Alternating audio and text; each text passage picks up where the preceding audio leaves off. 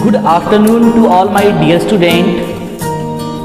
Today present here drainage जल निकास।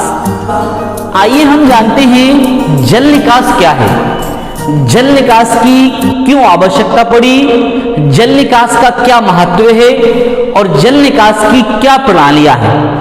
तो सबसे पहले अपन समझते हैं जल निकास क्या है।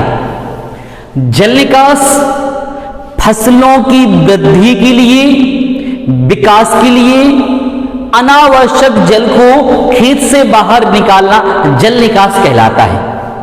यदि हम आपसे बात करें कि जल निकास पौधों की वृद्धि और विकास के अतिरिक्त जल को बाहर निकालना जल निकास कहलाता है। सीधा सीधा यदि हम बात करें कि जल निकास, तो हमारे लिए खेत से जल को निकासी देना है, लेकिन कौन से जल को हमें निकासी देना है? वह जल जो अनावश्यक है, वह जल जो खेत में अतिरिक्त है, वह जल जिसे वृद्धि और विकास के लिए जल की आवश्यकता नहीं है, उसे हम जल निकास कहते हैं। इसी के साथ साथ यदि बात आती है कि जल निकास का क्या महत्व है, जल निकास का क्या उद्देश्य है, आपके लिए कि क्वेश्चन भी बनता है। तो प्रिय विद्यार्थियों, जल निकास की आवश्यकता इसलिए खेत पर होती है या प्लांट में होती है कि ताकि रूट नोड बहुत अच्छी बन सके। यदि वहां पे जल भरा होगा तो जड़ की वृद्धि नहीं हो पाएगी और जड़ मिट्टी को पकड़ भी नहीं पाएगा। नेक्स्ट, जल निकास इसलिए आवश्यकता है ताकि मृदा की उर्वरता शक्ति बनी रहे।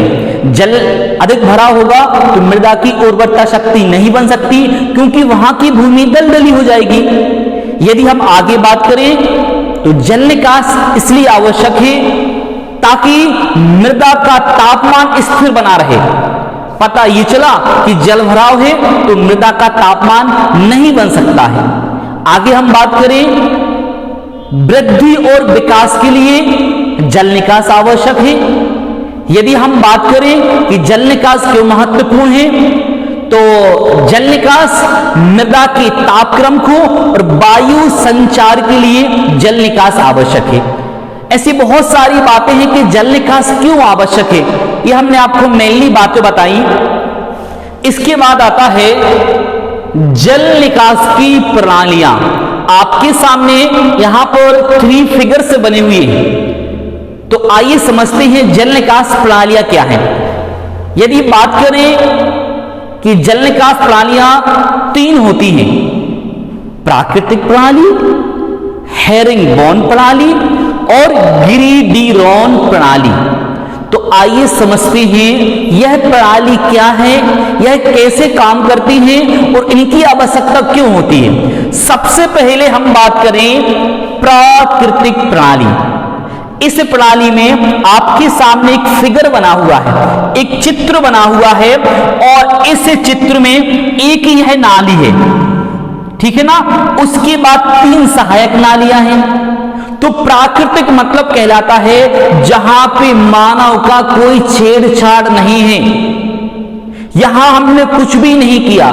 प्राकृतिक प्रणाली वह प्रणाली कहलाती है जहां पर भूमि की दिशा, भूमि की ढाल के अनुसार जल स्वयं अपना एक रास्ता बना लेता है, प्राकृतिक प्रणाली कहलाती है। जैसे आपने देखा होगा यहां पर जल ने एक अपने आप ढाल के अनुसार एक, देखो यहां पर एक ये नाली बना ली, फिर यहां सेकंड में फिर जल ने अपने हिसाब से फिर नाली बना ली, थर्ड में भी यहां पर। इसको कहने का मतलब एक फिर है जल निकास प्राकृतिक प्रणाली वह प्रणाली कहलाती है जहां भूमि की ढाल, भूमि की सतह और भूमि की भौतिक दिशा के अनुसार स्वतः ही नालियों का निर्माण कर लिया जाता है, और ये संपूर्ण नालियां जाके किसी एक स्थान या तालाब या समुद्र में मिल जाती हैं, प्राकृतिक प्रणाली कहलाती हैं। देखो यहां पर इन्होंने अपना रास्ता बनाया,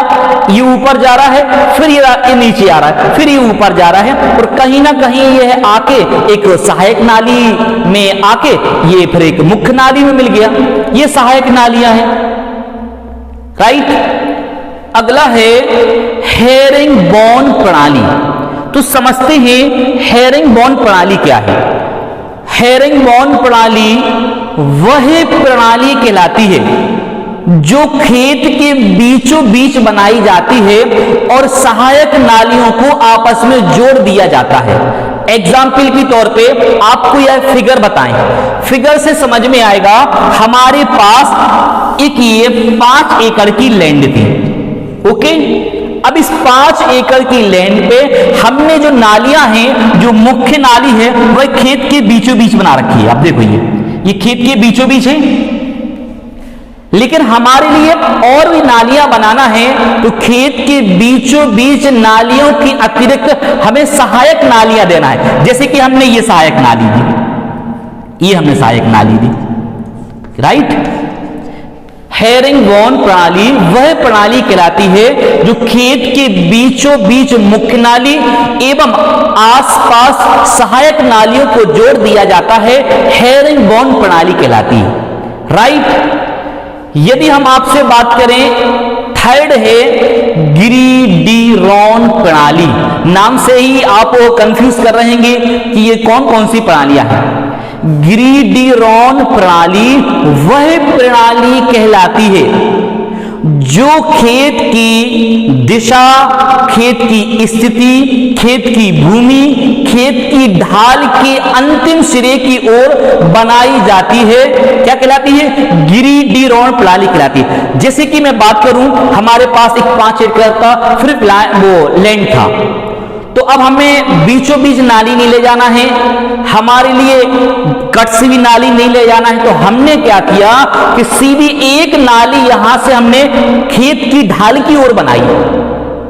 खेत की ढाल की ओर यह है। अब खेत की ढाल की ओर बनाने के बाद हमारे लिए पानी अन्य जगह पहुंचाना है तो इस नाली के माध्यम से पहुंचा सकते हैं, क्योंकि जब हमने ढाल दिया तो आगे सिंचाई करने पर हमारे लिए तो ये पानी इकट्ठा हो रहा है। तो इससे सबसे बड़ा फायदा ये होता है कि अन्य सहायक नालियों का पानी डायरेक्ट आके हमारे लिए मुख्य नाली में मिल जाता है। अब हमारे लिए मुख्य नाली से कहीं और भेजना है तो चाहे तो हम इस तरफ से भी भेज सकते हैं और चाहे तो हम इस तरफ से भेज सकते हैं। एक बार फिर आपके लिए रिमेंबर कराते हैं जल निकास प्रणालियां, system of drainage.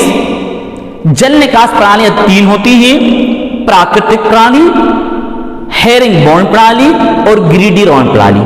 Okay, thank you.